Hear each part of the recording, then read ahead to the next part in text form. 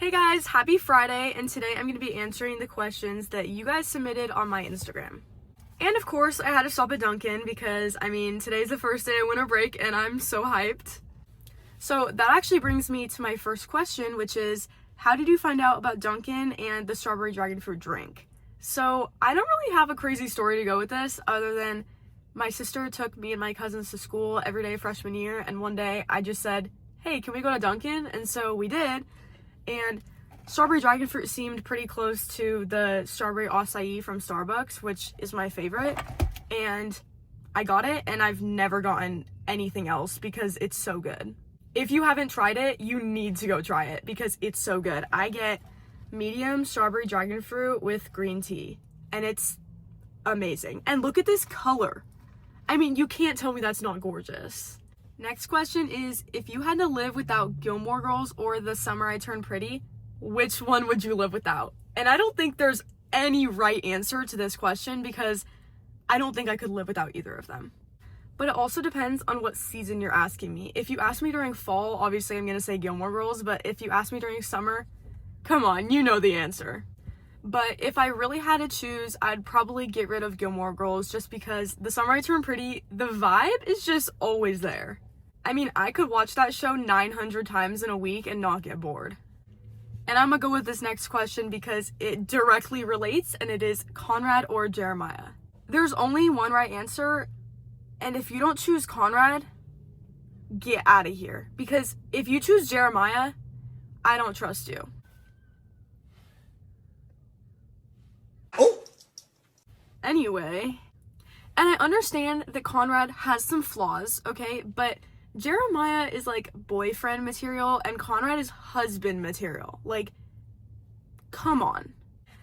Jer bought Belly like a TikTok shop ring. And Conrad for sure would have used Susanna's. Alright, next question is, what is the hardest swim set you've ever done? I don't even think you guys want to know. So I don't know if you'd really consider this like a set. It was more of a practice, but on Christmas Eve 2021, we came to the pool at 6 a.m. and started the 10,000 IM. And if you're not a swimmer, you probably don't know how hard that is, but that's 400 laps and 100 of each different stroke. And mind you, it was pouring rain, so windy, and there was lightning. On my 99th lap of the fly, there was lightning like a mile away from the pool, and our coach had to get us out. To say that you're fine when you're not really fine, but you just can't get into it because they would never understand. Do you know how much it sucked to be a fourth of the way through the 10,000 IM and have to get out because of lightning? It's difficult for me to do 125 of butterfly. 100 laps straight is insane, and I did it somehow. I don't even know how, so don't ask. I don't even remember what I was saying. I'm here to tell you right now, we don't care. Let me tell you. We don't care. Oh yeah. So long story short, we got out of the pool, and then we came back a week later on New Year's Eve at, I think it was also 6 a.m. and redid it. But honestly, it was really fun to do it. New Year's Eve, go into the new year knowing I just did a 10,000 IM. That was by far the hardest practice of my life, but honestly also the most rewarding because now I can say I did it. Alright, next question is, what is your favorite movie/series? I have a lot of favorite TV shows and movies and everything, but if I had to pick one, I'd probably pick The Twilight Saga. I actually just watched this recently and I'm obsessed, especially with the first movie. The vibe is just so good. Okay, hold on, there's sirens, so I'm gonna wait a second. I hope everybody's okay. Calling the police. Hello? Yes, this video right here. Jail time. Wait, there's a lot. Few moments later. A lot of my friends really liked Twilight, but I had never seen it until a couple weeks ago, and one night I was looking for something to watch, and I was like, you know what, I'm just gonna watch it. Little did I know, I am obsessed with Twilight now. I watched all 5 movies in one night, and I've read all 4 books plus Midnight Sun within like a week and a half. My favorite movie out of all of them, though, is definitely the first one. The vibe is just unreal, and I mean, come on, their love story is just like, it's unmatched. Let me know down in the comments if you're Team Edward or Team Jacob, because just like Conrad and Jer, there's only one right answer. The next question is, what field of study interests you? And this answer has always been true, but psychology. I've always been really, really into psychology, honestly, since like 5th grade. I'm actually currently taking AP Psych in school, and it is so interesting. I actually look forward every day to learning it. I mean, I learn something new about myself, my friends, the brain every single day. I've also really been into true crime the last few years. I think like since COVID happened, all I do is watch true crime on YouTube, and it is very interesting. So yeah, that's definitely gonna play a role in what my future job is. My dream job is either just like a clinical psychologist, sports psychologist, or forensic psychologist. All right, and the next question is, what is a major red flag in a guy? I feel like the biggest red flag in a guy for me is lack of communication. I mean, if you're gonna not respond for a while, it's a quick just, hey, heads up, I'm really busy today, or hey, just so you know, I'm doing homework, I won't be responding, or going to bed, talk to you tomorrow. Any of those. If you're just gonna leave me on red, why even bother responding? I think communication is the number one important thing in a relationship. If you can't communicate, it's not gonna work. Next is, who inspires you the most? And it is definitely my coach. I mean, my coach inspires me every single day. He puts in so much time and so much effort into coaching, and truly, I don't think there's a better coach out there.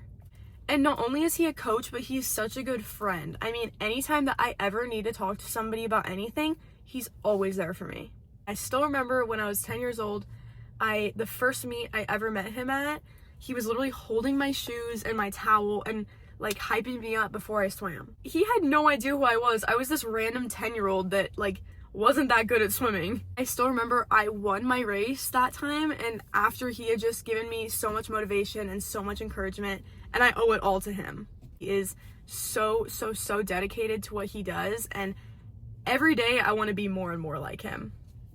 Next is, what is your favorite beach? I would spend every minute of every day at the beach if I could, and my favorite is definitely Laguna. And I'm not gonna share, I think I'm gonna gatekeep where my favorite beach in Laguna is, but pretty much any Laguna beach is my favorite. And I know a lot of people like Newport and Huntington. I mean, they're good, obviously, they're really pretty. There's just too many people, and I like Laguna because it's like pretty quiet, and that's exactly why I'm gonna choose to gatekeep. But just know, anywhere in Laguna. If I ever win the lottery, I'm definitely gonna buy a house in Laguna.